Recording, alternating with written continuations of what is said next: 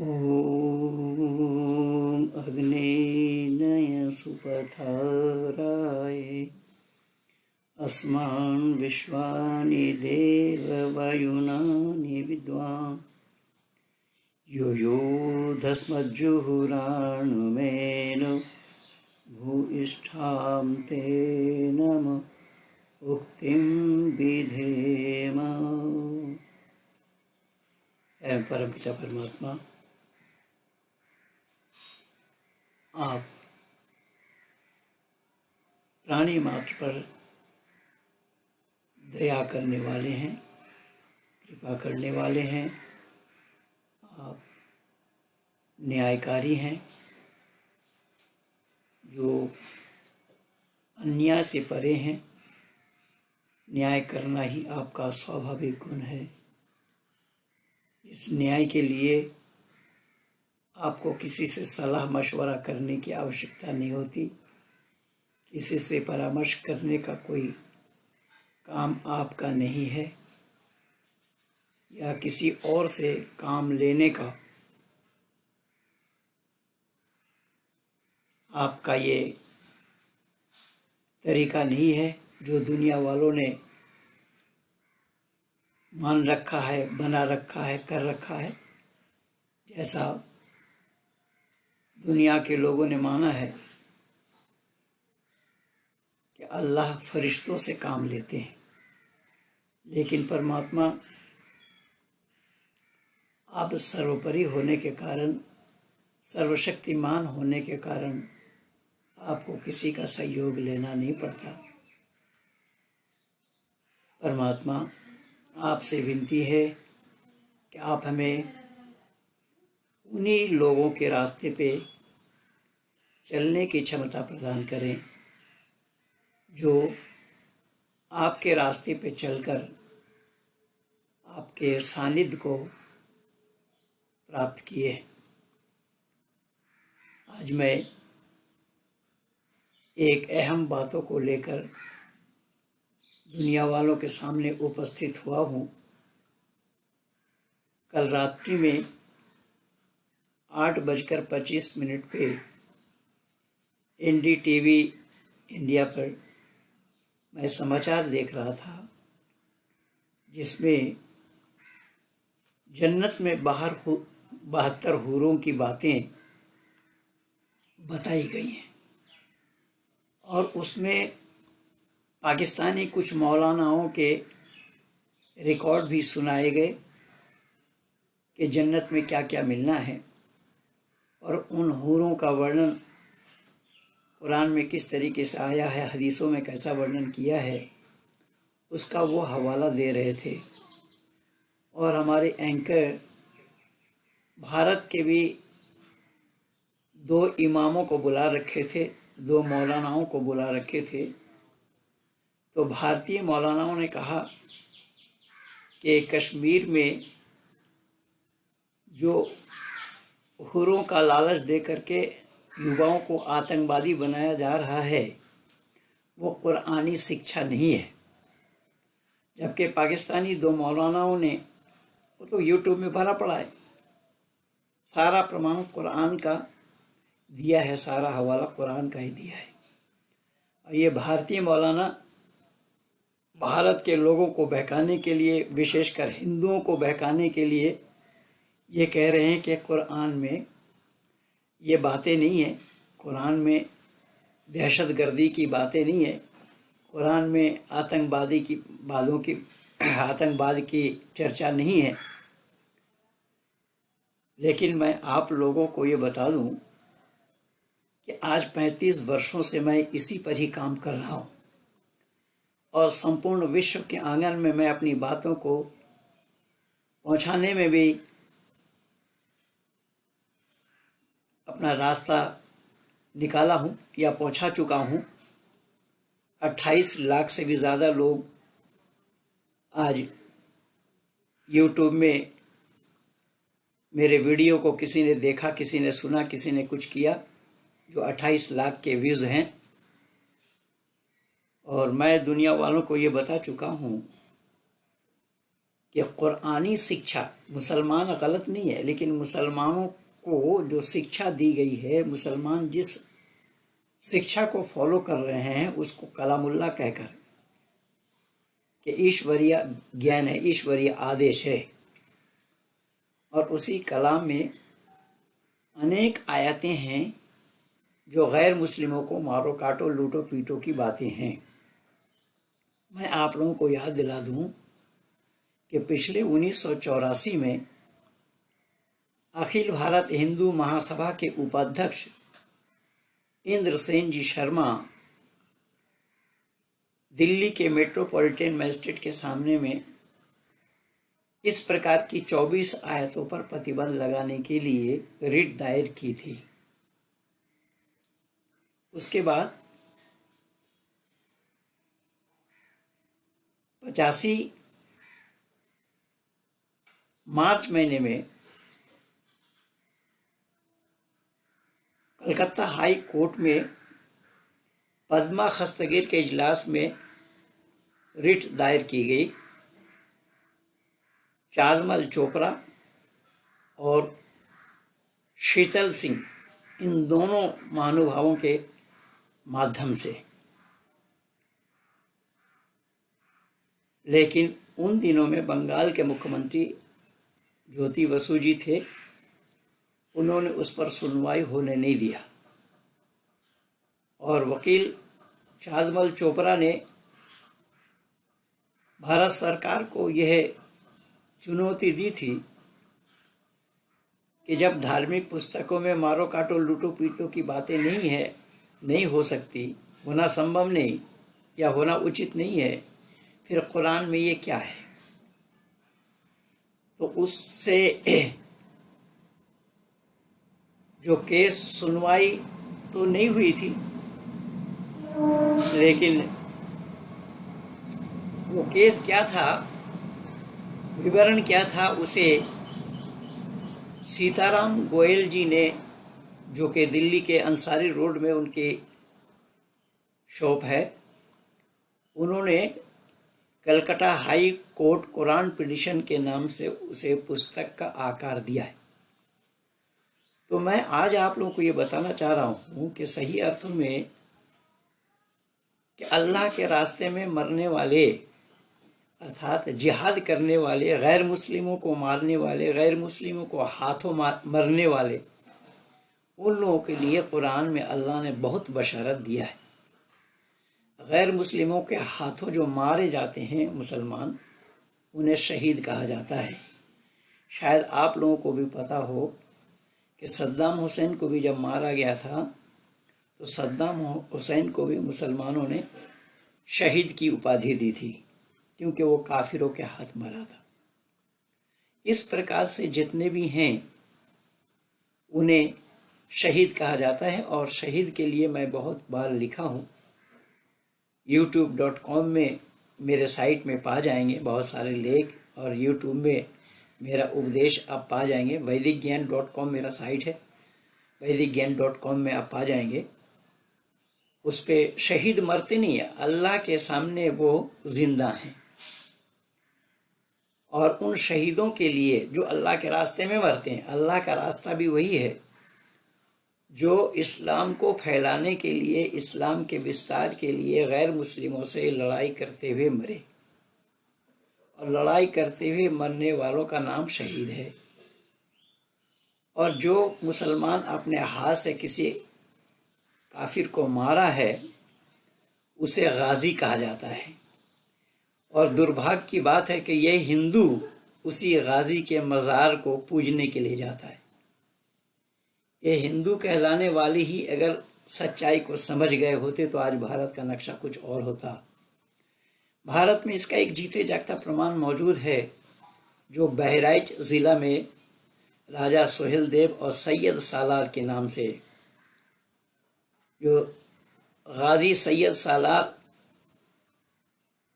और राजा सोहेलदेव की लड़ाई हुई, उसमें सैयद सालार की जो मज़ार है उसे गाजी का मज़ार कहा जाता है। उसमें हिंदू घराने के लोग ही ज़्यादा रहते हैं। केवल बहराइच में नहीं, यत्र तत्र जहाँ कहीं भी आप देखेंगे इन मज़ारों में हिंदू लोगों की भीड़ है। मैं नहीं समझ पाया कि इनके रिश्तेदार लोग हैं क्या।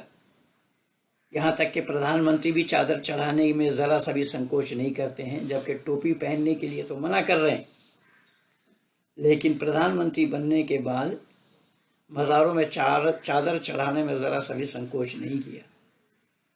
अटल बिहारी वाजपेयी जो हिंदूवादी प्रचारक रहे, हिंदुत्व की बात करते रहे, उन्होंने भी 40 मीटर का चादर एक बार नहीं कई बार चढ़ाए ख्वाजा मोइनुद्दीन चिश्ती के मज़ार में। ये सब हो रहा है। लेकिन उसी भाजपा में, बीजेपी दल में कितने मुसलमान नेता हैं? शहनवाज शरीफ हैं, शहनवाज हैं, और वो मुख्तार अब्बास नकवी हैं। मुख्य रूप से, मूल रूप से मिनिस्ट्री में इन्हीं दो लोगों का वर्चस्व बीजेपी में कायम है। आज तक इन्होंने कभी झंडे वाला मंदिर में फूल चढ़ाने के लिए नहीं पहुंचे। इसे लोगों ने जानने का प्रयास नहीं किया। पर मैं ये कहना चाह रहा था कि जो दूरदर्शन में दिखाया जा रहा है या दिखाया गया कि 72 हूर मिलेंगे, पर इन लोगों को 72 कहाँ से मिला ये मैं नहीं समझ पाया। वहाँ संख्या में नहीं है। आइए मैं कुछ प्रमाण, जो लोग ये कहते हैं कि कुरान में ये बातें नहीं हैं, कुरान में अल्लाह ने नहीं कहा, दहशतगर्दी की बातें नहीं है, इसके लिए मैं तो काम कर चुका हूँ। अब भी कुछ प्रमाण आप लोगों के सामने प्रस्तुत कर रहा हूँ। इन्नल्लज़ीना आमनू व अमिलुस्सॉलिहाति यहदीहिम व रब्बुहुम बेईमानिहिम तजरी मिन तहतिल अनहार जन्नातिन नईम।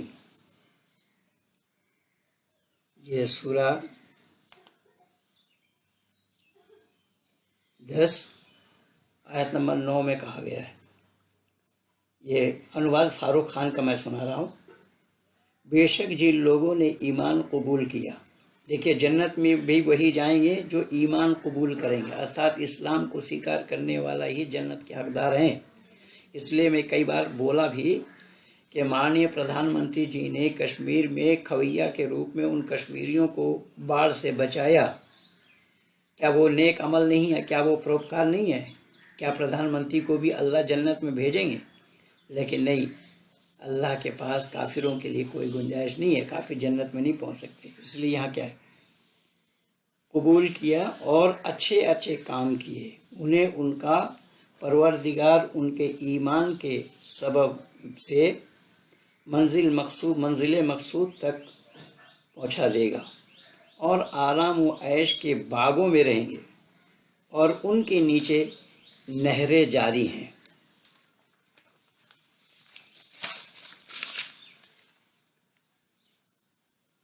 और आगे कहा, व उदखिलल्लज़ीना आमनू व अमिलुस्सॉलिहाति जन्नातिन तजरी मिन तहतिहल अनहार खालिदीन फ़ीहा बिइज़्नि रब्बिहिम तहियतुहुम फ़ीहा सलाम। और जिन लोगों ने सदक दिल से ईमान कबूल किया और अच्छे अच्छे काम किए, वह बेशक वो बेहश्त के उन बागों में दाखिल किए जाएंगे जिनके नीचे नहरें जारी हैं, और वो अपने परवरदिगार के हुक्म से हमेशा इसमें रहेंगे। वहाँ उनकी मुलाकात का तोहफ़ा सलाम है। अब देखिए, अल्लाह सलाम कर रहे हैं। अब अल्लाह का सलाम करना उन बेहश्तियों का ये क्या है? ये तो विचारणीय बात है। इसलिए मैंने तो इस्लाम वालों को कहा कि कुरान को कोई कलामुल्लाह सिद्ध करके दिखाए।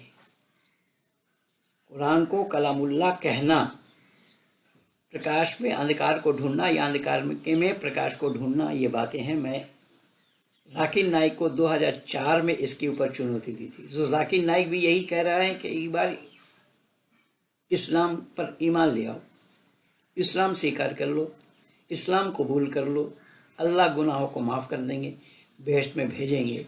और आज ये युवा पीढ़ी आतंकवादी बन रहे हैं, उसका मूल कारण यही है, उसका नतीजा यही है कि मरने के बाद क्या होगा वो किसी ने देखा तो नहीं है, लेकिन ये सारा बशरत कुरान का दिया हुआ है, हदीसों में भी इसकी चर्चा है। अल्लाह ने इसी तरीके से जन्नतियों के लिए लोभ और लालच दिया है, जिसमें वो जन्नती उसी लोभ और लालच के वशीभूत हो करके अपने प्राणों को गंवा रहे हैं। और वो मरने के साथ ही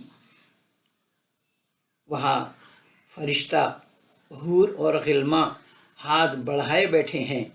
यह अल्लाह का कौल है, अल्लाह का कहना है कि तुम अल्लाह के रास्ते पे मरो। अल्लाह के रास्ते पे मर गए अर्थात काफिरों को मार करके मर गए तो अल्लाह का रास्ता है। और अल्लाह वहाँ उन बेहश्तियों के लिए हूरों की व्यवस्था रखी है। वसख्खर लकुमुल लैल वन्नहार वश्शम्स वल्क़मर वल्जुनूम मुसख्खरतन बिअम्रिही इन्न फ़ी ज़ालिका लआयातन लिक़ौमिन याक़िलून। सूरा 16 आयत 12। उसी ने तुम्हारे वास्ते रात को और दिन को और सूरज और चाँद को तुम्हारे ताबे बना दिया है। देखिए, सूरज और चाँद को इंसान के ताबे बना दिया है। ये मैं नहीं कह रहा, कुरान कह रहा है। ये कितना अनसाइंटिफिक बातें हैं, देखिएगा।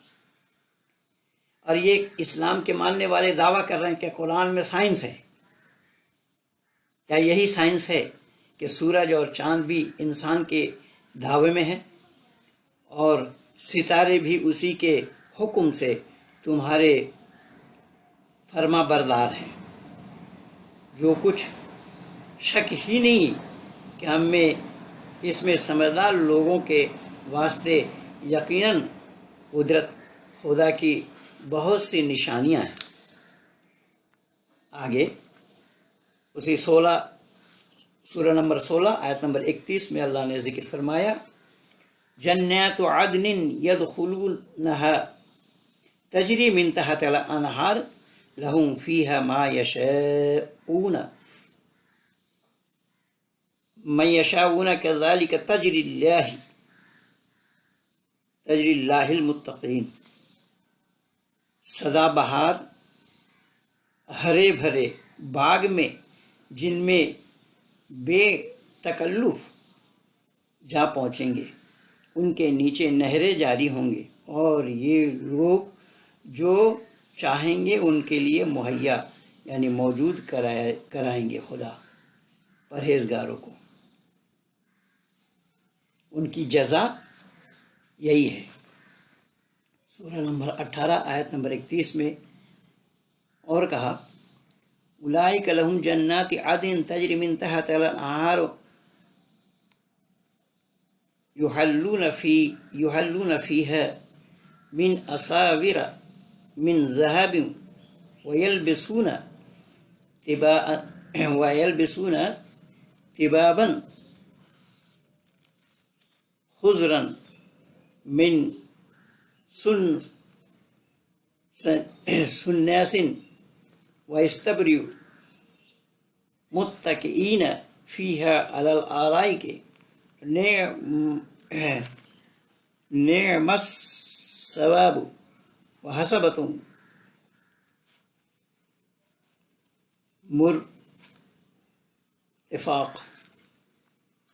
इसमें फारूक खान अर्थ लिखते हैं, ये वही लोग हैं जिनके रहने के सहने के लिए सदाबहार बेहश्त के बागात हैं। उनके मकानात के नीचे नहरें जारी हैं। पता नहीं अल्लाह को नहर से बहुत ज़्यादा लगाव है। प्राय जगह नहर नहर चिल्लाया, और नहर वो है, वो कहाँ से बह करके कहाँ जा रहा है, सर्किल के रूप में रिंग रोड जैसा बन करके घूम रहा है क्या? नहरें जारी हैं, वो उनके बागात में दमकते हुए कुंदन के कंगन से संवारे जाएंगे और उन्हें बारीक रेशम की और दबीज रमेश वाफ्ते की धानी जोड़े पहनाए जाएंगे और तख्तों पर तकिया लगाए बैठे होंगे। क्या ही अच्छा बदला है। और बेशक भी आशाइश के किसी अच्छी जगह, यानी कल दूरदर्शन में मैं सुन रहा था, वो पाकिस्तानी मौलानाओं का भी कहना यही था कि वो 72 जोड़े पहने रहेंगे। वहाँ 72 जोड़ों कपड़ों की बात है, न कि 72 हुरों की बात है। चलो, तो रेशम की कपड़ा पहनना दुनिया में हराम है, और अल्लाह जन्नत में रेशम की कपड़ा पहनाएंगे उन हूरों का वर्णन अभी खुल करके नहीं आया है, वो मैं आगे आप लोगों को दे रहा हूँ, सुना रहा हूँ कि ये उन हूरों की बातें हैं जो मोती जैसे होंगे। आगे कहा सूरह 20 आयत नंबर 76 में, जन्नातु अदनिन तजरी मिन तहतिल अनहार खालिदीन फीहा ज़ालिका जज़ाउ मन तज़क्का।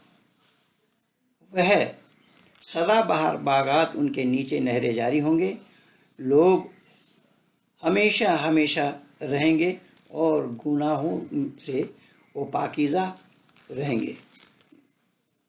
उसका यही जज़ा मिला है। सूरह 22 आयत नंबर 14 में कहा, इन्नल्लाह युदखिलुल्लज़ीना आमनु व अमिलुस्सॉलिहाति जन्नातिन तजरी मिन तहतिल अनहार इन्नल्लाह यफ़अलु मा युरीद।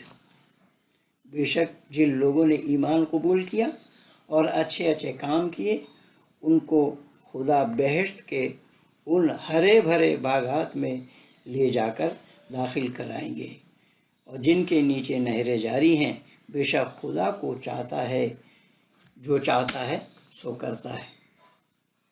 अब खुदा जो चाहता है सो करता है, तो पागल क्या करेगा ये तो ईश्वर ही जाने, क्योंकि मनमानी करना इंसान का काम नहीं है। इंसान का काम सारा सिस्टमेटिकल ढंग से होता है, सारा सिस्टम से होता है। मनमानी करना ये कोई अच्छे इंसान का काम नहीं है, बुद्धिमान का काम नहीं है, अक्लमंद लोगों का काम नहीं है। लेकिन अल्लाह जो चाहेगा सो करेगा। तो अल्लाह भी तो यही चाह रहा है। ये सैयद बुखारी और जितने भी इस्लाम वाले हैं, पाकिस्तानी हैं, वो क्यों चिल्पो कर रहे हैं कि पाकिस्तानी आतंकवादियों को जो मारा जा रहा, पाकिस्तानी सैनिकों को मारा जा रहा है, वो नदी में बह गए और कहा जा रहा है कि भारत ने मार करके बहाया। चलो, भारत ने मार करके बहाया, अगर यही बात है तो मैं भी पूछना चाहता हूँ, ये भी तो अल्लाह चाह रहे हैं। अल्लाह जो चाहता है वही करता है। ये मैं नहीं कह रहा हूँ, तुम्हारा कुरान कह रहा है। इस्लाम वालों सुनो ज़रा कान खोलकर। इस्लाम से नाता तोड़ने का यही सब वजह था, कारण था मेरा। आगे मैं निवेदन कर रहा हूँ, सूरह नंबर 22 आयत नंबर 23 का, इन्नल्लाह युदखिलुल्लज़ीना आमनु व अमिलुस्सॉलिहाति जन्नातिन तजरी मिन तहतिल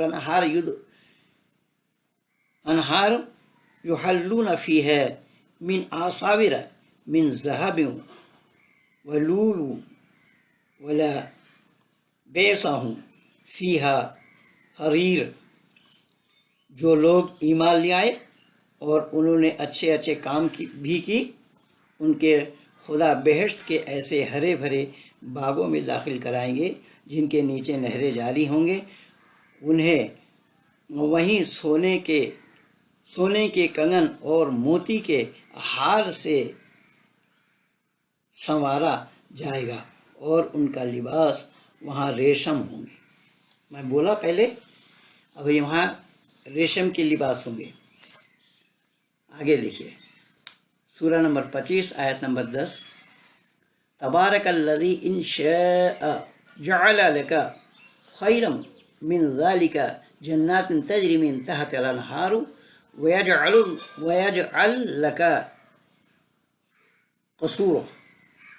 खुदा ने ऐसा बाबरकत है, खुदा तो ऐसा बाबरकत है कि अगर चाहे तो एक बाग क्या चीज़ है, इससे बेहतर बहुतेरे ऐसे बागात तुम्हारे वास्ते पैदा करें जिनके नीचे नहरें जारी हैं और बागात के अलावा उसमें तुम्हारे वास्ते महल बना दें। अब महल बनाने के लिए जिन ईंटा पत्थर सीमेंट चून सुर्खी की आवश्यकता है वो दुनिया से एक्सपोर्ट किया जाएगा या नहीं, या कभी कोई मानव कहलाने वाले कुरानी अल्लाह से नहीं पूछा। कुरानी अल्लाह से पूछ करके देखे जो महल बनाए जाएंगे उनके ईंटे पत्थर राजमिस्त्री कौन होगा? ये सब सामान दुनिया से एक्सपोर्ट किया जाएगा क्या? दुनिया से भेजा जाएगा? ये एक्सपोर्ट इंपोर्ट का कॉन्ट्रैक्ट अल्लाह ने किसको दिया है? आगे सुनिए, सूरा नंबर 47 आयत नंबर 12। इन्नल्लाह युदखिलुल्लज़ीना आमनू व अमिलुस्सॉलिहाति जन्नातिन तजरी मिन तहतिल अन्हार वल्लज़ीना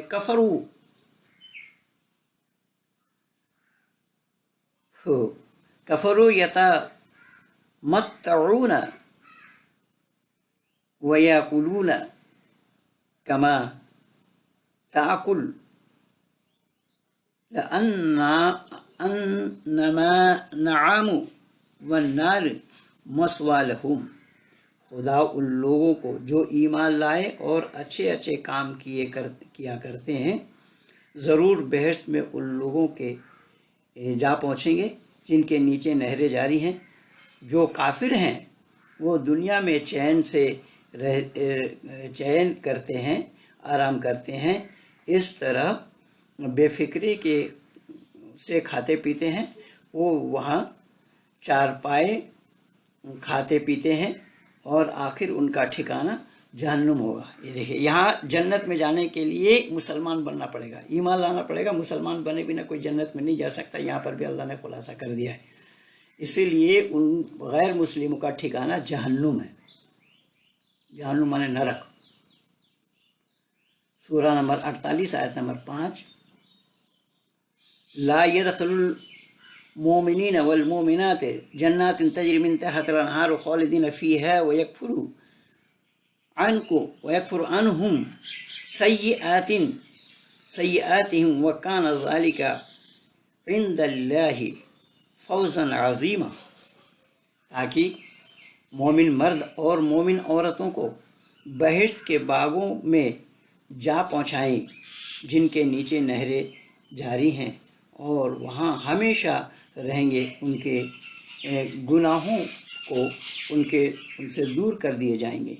खुदा के नज़दीक बड़ी कामयाबी है। आयत नंबर 47 सूरा नंबर 47 आयत नंबर 17 में कहा, लैसा अलल आमा खरजुन वला अलल आरिज खरजुन वला अलल मरीज़ हरजुन वमन युतिइल्लाह व रसूलहु युदखिलहु जन्नातिन तजरी मिन तहतिल अन्हार वमन यतवल्ला युअज़्ज़िबहु अज़ाबन अलीमा। जिहाद के पीछे रह जाने का, देखिए जो जिहाद से पीछे रहते हैं, यानी यहाँ जिहाद के पीछे नहीं, जिहाद के लिए आगे निकलो।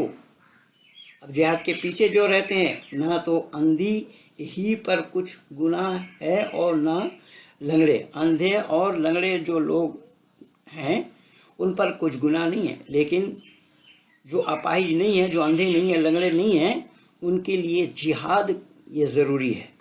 और ना बीमार और ना गुनाह है।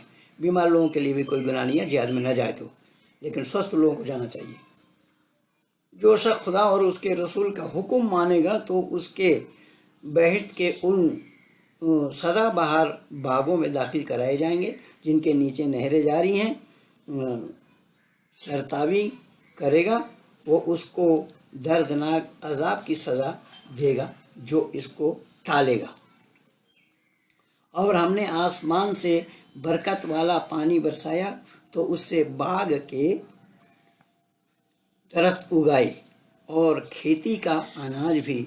लंबी लंबी खजूरें, वहाँ लंबी लंबी खजूरें हैं, छोटा मोटा नहीं। और खजूर इस्लाम वालों को खूब ज़्यादा पसंद है। सूरा वाक़या में तो कई आयतें हैं, मैं शॉर्ट में बोल रहा हूँ।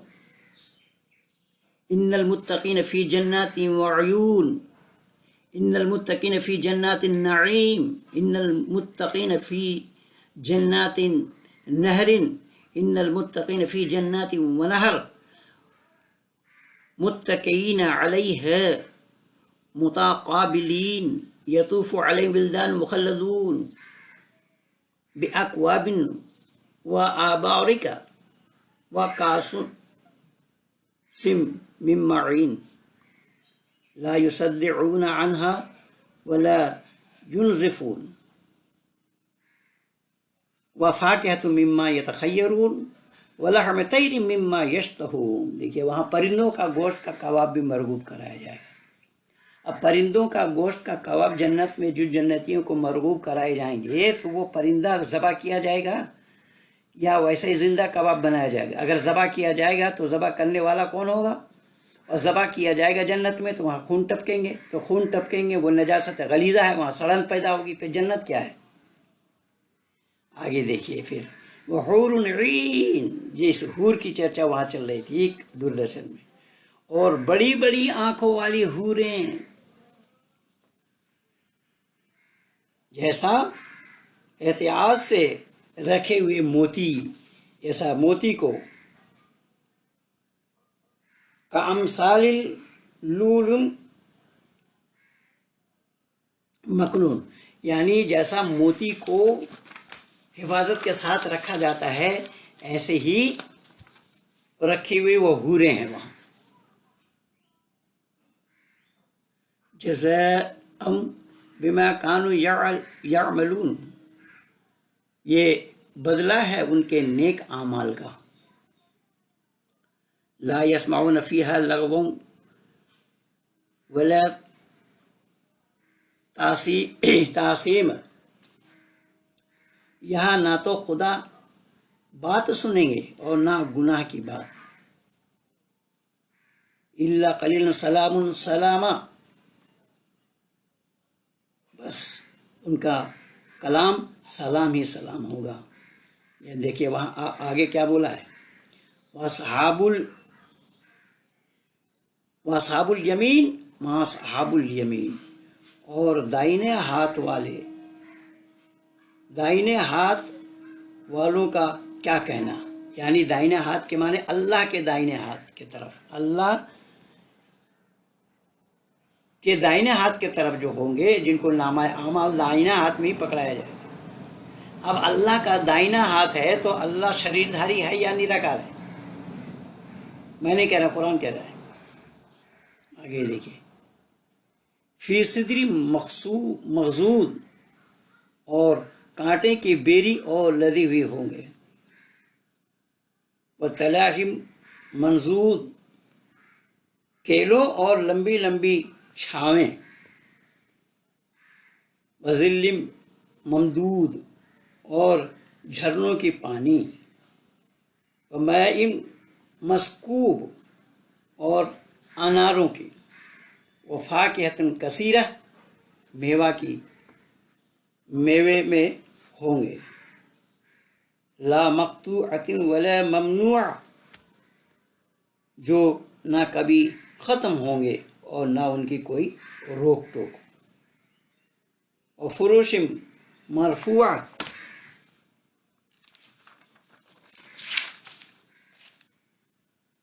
और ऊंचे ऊंचे नरम गद्दी के फर्शों में मज़े करते होंगे।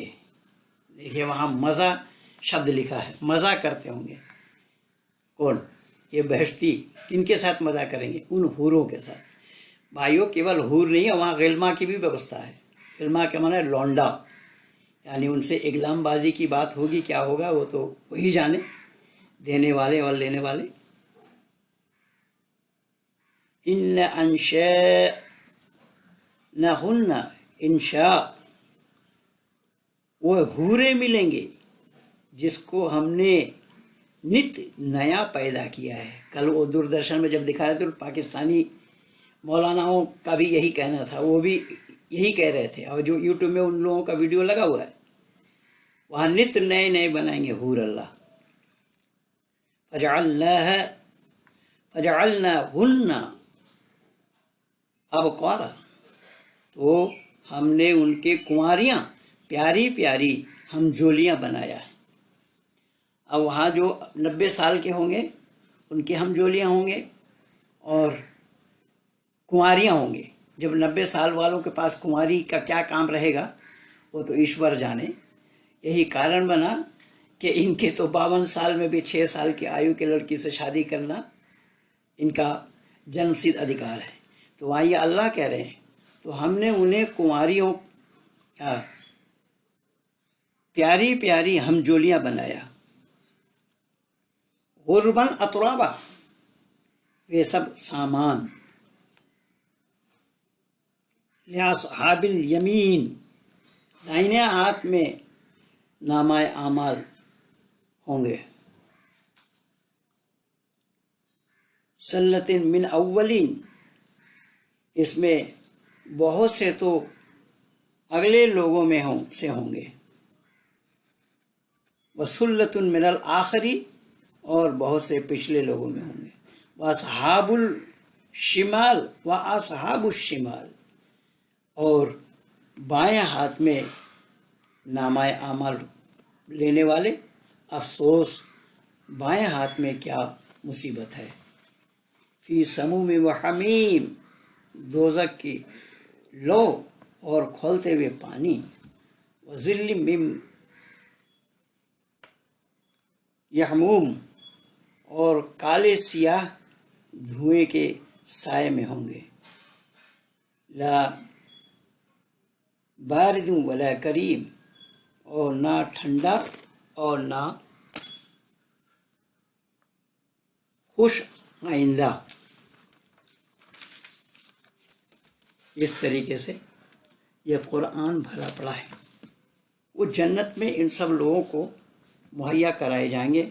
वहाँ हम उम्र औरतें हैं, हूर है, गिल्मा हैं, तरह तरह के मेवे हैं, खाने पीने की खजूर हैं, फल हैं। वहाँ सब मुअय्यन किए जाएंगे, कराए जाएंगे। और शर्त यह है कि उन्हें इस्लाम कबूल करना पड़ेगा और अल्लाह के रास्ते में जिहाद करना पड़ेगा। ये मैं नहीं कह रहा हूँ। अब यहाँ धरती पर विचरण करने वालों ने इन्हीं सब बातों पर सवाल उठाया। मैं जब 1983 में निकला तो मैं सवाल उठाने वाला एक था। अब तो पूरी दुनिया के लोग दूरदर्शन में सवाल उठा रहे हैं, टीवी के माध्यम से सवाल उठाया जा रहा है कि क्या कि ये कलाम अल्लाह का हो सकता है। अब जो कहें ये कलाम नहीं है, अल्लाह की कही हुई बात नहीं है, तो उनको मेरी खुली चुनौती है। और मैं तो कई बार बता चुका हूँ, इस्लाम जगत के विद्वानों को भी ये चुनौती दे रखा हूँ कि कुरान और हदीस के रोशनी में अगर कोई बात करना चाहे तो बंदा हाजिर है। मैं ये सारा प्रमाण कुरान और हदीसों से इकट्ठा करके दूंगा। यही इस्लाम है। अब धरती पर अशांति फैलाया कौन है? मैं बार बार कहा हूँ कई बार इन्हीं बातों को कि धरती पर अशांति फैलाने वाला यही कुरान है। जो मुसलमान उस कुरान को फॉलो करते हैं और जो कुरान को कलामुल्लाह कहा जाता है। अब देखिए, यही मैं 11 पेज निकाला हूँ, वो सभी जन्नत के ही वर्णन हैं। इसमें मैं आप लोगों को कुछ पढ़ करके सुनाया। और ये पेज देखिए, इसमें सब बताया गया है कि वहाँ क्या मिलेंगे जन्नत में। लेकिन इतना ज़रूर है कि वहाँ पर 72 नहीं है, वह अज़वाजुम, वहाँ जमा में है, बहुवचन में। वह अज़वाजुम फ़ी ज़िलालिम अलल आराइक मुत्तकिऊन लहुम फ़ीहा फ़ाकिहतुन व लहुम मा यद्दऊन। ये सब शब्द हैं कि हम उम्र औरतें, दिल बहलाने वाली औरतें, मुसरी लगाकर, मच्छरदानी लगाकर वो इंतज़ार कर रही होंगी। अब वहाँ मुसरी लगाने का क्या काम है पता नहीं। वहाँ मच्छर है तो मच्छर के कारण मुसरी लगाना पड़ेगा। मच्छर है, मच्छर गंदगी में होता है या साफ़ सुथरी जगह में, ये तो दुनिया के मानव कहलाने वाले, अक्लमंद कहलाने वाले विचार करें कि आखिर बात क्या है। तो इस प्रकार वहाँ 72 बार, गिनती में 72 नहीं है, लेकिन हाँ 72 जोड़ी कपड़ों की बात तो ज़रूर है। तो मैं आज आप लोगों के सामने ये निवेदन कर रहा हूँ कि इस प्रकार कुरान में अल्लाह की ये बशारत दी हुई है। जो अल्लाह के रास्ते में लड़ाई करे, अर्थात काफिरों के साथ युद्ध करे, काफिरों के साथ लड़ाई करे, काफिरों को मार करके अगर मरे भी तो वो सीधा जन्नत में जाएगा। वो जन्नत को किसने देखा या नहीं, ये ख्याली ज़िंदगी में जो गालिब का एक शेर भी सुना रहा था दूरदर्शन पे कि अपने दिल को बहलाने के लिए ही पर्याप्त है। तो इस तरीके से ये ख्याली ज़िंदगी में बहकने के लिए ये सब बातें हैं। अब दुनिया वालों को ये निर्णय लेना पड़ेगा कि सही अर्थों में इस कुरान को कलामुल्लाह कहा जाए। क्या यह कुरान ईश्वरीय ज्ञान, ईश्वरीय वाणी का होना संभव है? क्या यह कुरान में ऐसी ऐसी बातों की चर्चा वो मानवता की पाठ में है, मानवता के दायरे में आता है, या उसको मानव मात्र के लिए अमल करने की बात है? मानव मात्र के लिए अमल तो करने की बात नहीं है, वो तो केवल इस्लाम वालों के लिए अल्लाह ने उपदेश दिया है। और इस रास्ते में जो ईमान लाते हैं, अर्थात इसको जो सख्त मानते हैं, उसको बिना चूचरा किए हुए जो उस पर अमल करते हैं या आंख बंद करके मान लेते हैं, वो ईमानदार कहलाते हैं। अब इन्हीं ईमानदारों के लिए ये सारा बशारत है। आइए हम मानव कहलाने वाले आज इसको उजागर करें, संपूर्ण विश्व के आंगन में मानव समाज के नज़दीक को पहुँचाएँ कि सही अर्थों में ये कलामुल्लाह का होना संभव है या नहीं, ये मानवता का पाठ इसमें बताया गया या नहीं, मानवता का पाठ इसमें है या नहीं। मैं तो इसलिए इस्लाम जगत को 3 सवाल दिया हूँ कि ईश्वरीय ज्ञान वेद है या कुरान, अल्लाह और ईश्वर दोनों एक है या अलग, मानवता का पाठ वेद में है या कुरान में। इस विषय पर कोई भी डिबेट करने के लिए आए तो पंडित महेंद्र पाल आर्य हाजिर हैं। ये मेरा यूट्यूब में भी लगा हुआ है। इन्हीं शब्दों के साथ मैं अपनी वाणी को विराम दे रहा हूँ। आप सब लोगों को बहुत बहुत धन्यवाद। इसका प्रचार और प्रसार ज़्यादा से ज़्यादा करें।